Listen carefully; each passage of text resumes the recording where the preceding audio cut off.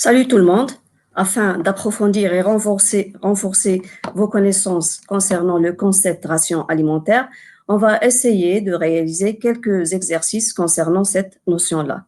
Donc, sans tarder, on va commencer notre premier exercice.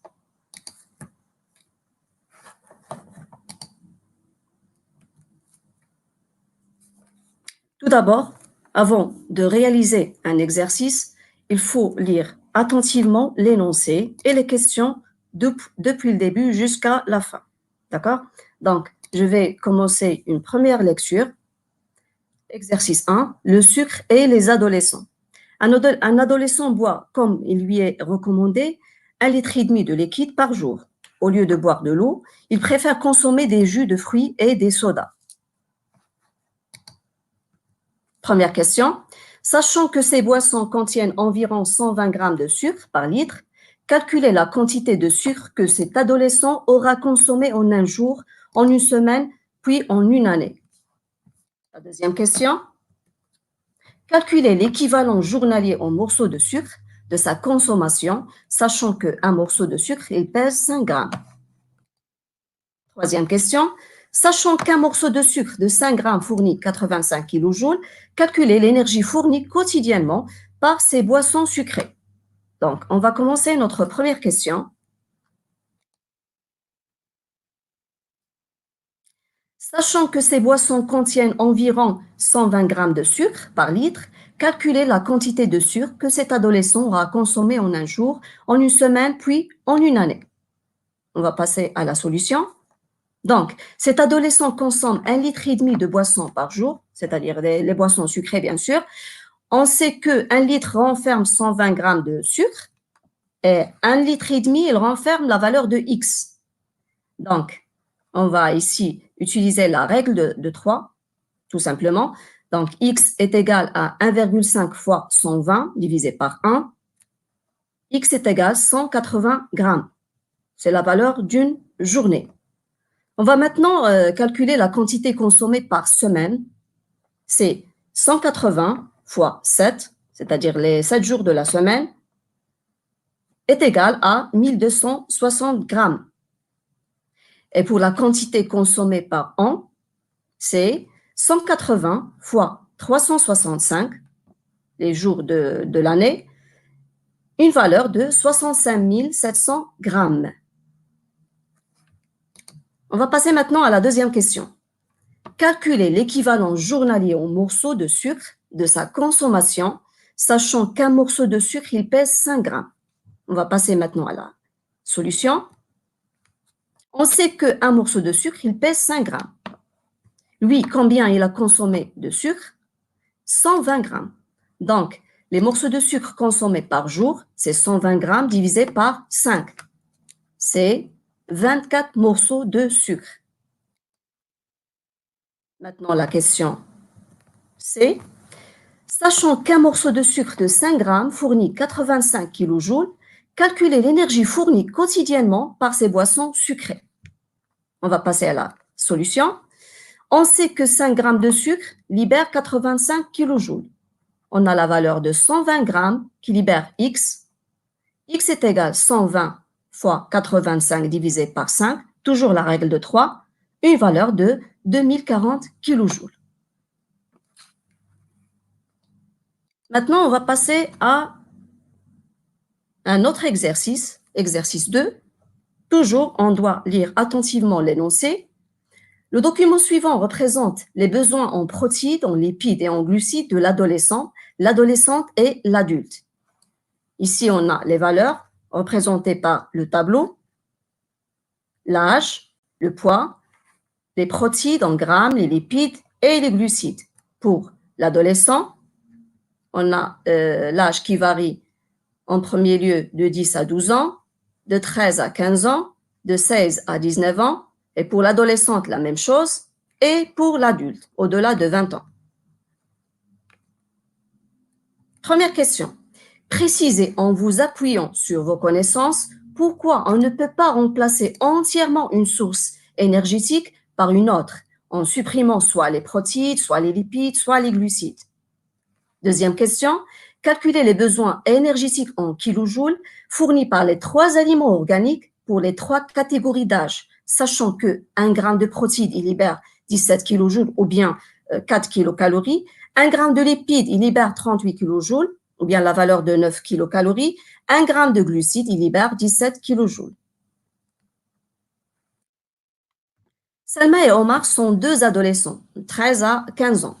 Tous les deux, ils ont consommé pendant une journée, pour Selma, 50 grammes de protéines, 85 grammes de lipides et 100 grammes de glucides. Pour Omar, 110 grammes de protéines, 120 grammes de lipides et 500 grammes de glucides. La question est la suivante. Calculez l'apport énergétique apporté par ces aliments pour les 2 adolescents. Et que pouvez-vous constater? On va passer maintenant à la réalisation des 3 questions. Commençons tout d'abord par la première question. Précisez, en vous appuyant sur vos connaissances, pourquoi on ne peut pas remplacer entièrement une source énergétique par une autre, en supprimant soit les protéines, soit les lipides, soit les glucides. Bien sûr que non, parce que pour les protéines, ce sont des aliments bâtisseurs. Les lipides, les lipides, bien sûr, ce sont des aliments qui nous montrent ou bien qui nous servent comme source d'énergie. Et pour les glucides, la même chose. Donc, chaque aliment a un rôle indispensable pour notre corps. On va passer maintenant à la deuxième question. Calculer les besoins énergétiques en kilojoules fournis par les 3 aliments organiques pour les 3 catégories d'âge, sachant que 1 gramme de protéines libère 17 kilojoules, 1 gramme de lipides libère 38 kilojoules et 1 gramme de glucides libère 17 kilojoules. On va commencer tout d'abord par l'adolescent.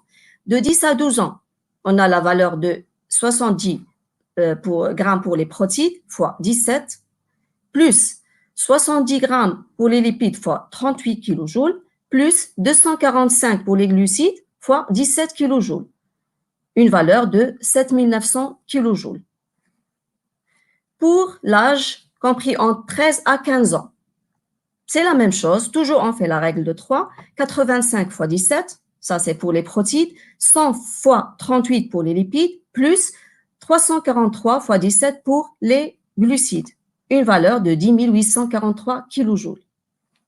Pour la catégorie d'âge entre 16 à 19 ans, 100 fois 17 pour les protéines, 126 fois 38 pour les lipides et 441 fois 17 pour les glucides, une valeur de 13 785 kilojoules. Ça, c'est pour l'adolescent. On va passer maintenant à l'adolescente. Bien sûr, les valeurs, ils vont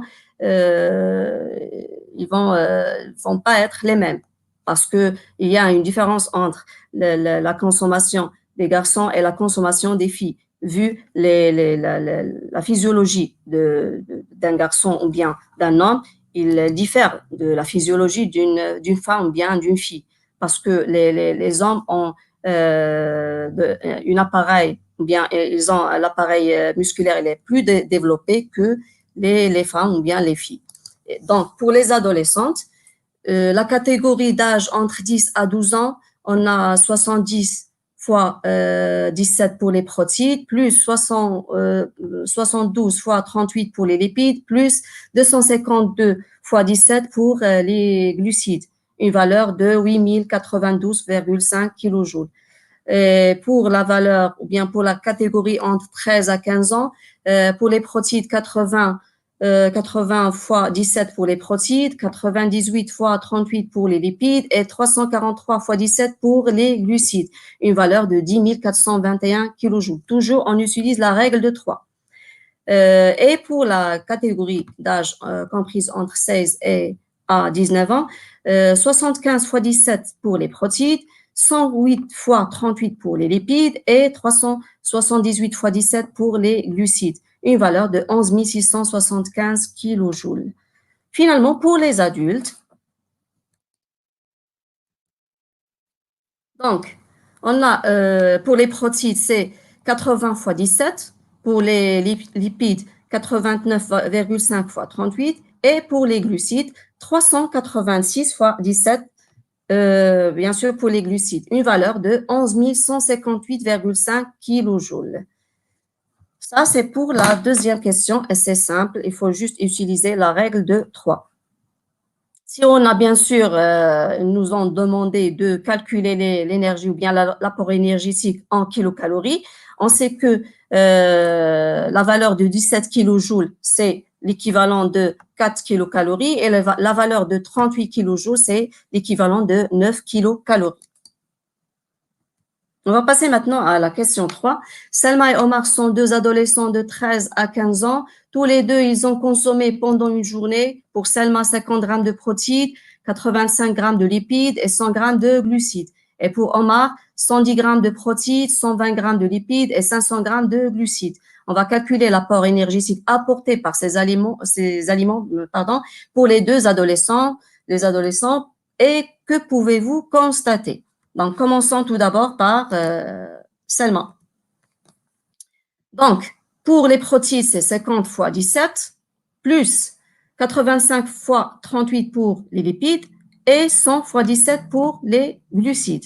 On a une valeur énergétique de 5780 kilojoules, l'équivalent, bien sûr, de 1382,77 kilocalories. Comment on a calculé ça? Pour 5780 kilojoules, on va la diviser par 4,18 parce que 1 kilocalorie, c'est l'équivalent de 4,18 kilojoules. Donc, il nous a donné une valeur de 1382,77 kilocalories. Pardon. Et pour Omar, 110 fois 17 pour les protéines, 120 fois 38 pour les lipides et 500 fois 17 pour les glucides. Donc, une valeur de 14 930 kilojoules, l'équivalent, bien sûr, de 3571,77 kilocalories. Combien on a trouvé ça? On a juste divisé 14 930 kilojoules par 4,18 4,18. Donc, on a une valeur de 3571,77 kilocalories. Donc, qu'est-ce que vous pouvez constater à partir de des calculs qu'on a trouvés? Donc, la valeur de 5780 kilojoules, qu'est-ce qu'on voit ici? On voit que l'apport énergétique que ces aliments ont apporté pour Selma sont d'une faible quantité. Donc, si Selma il continue à s'alimenter de cette façon, ça peut engendrer des maladies graves telles que par exemple le kwashiorkor, bien le beriberi. Ça dépend des types d'aliments qui sont pauvres dans son alimentation. Et pour Omar, on a trouvé la valeur de 14 930 kilojoules. C'est une valeur, c'est une suralimentation. Donc, s'il continue de la même façon, ça peut lui engendrer de maladies, ça peut lui engendrer en premier lieu de l'obésité. Et par la suite, ça peut lui engendrer des maladies graves telles que le diabète ou bien des maladies cardiovasculaires et des maladies qui concernent aussi la pression artérielle. Donc, c'est tout pour cette séance. Portez-vous bien et à la prochaine.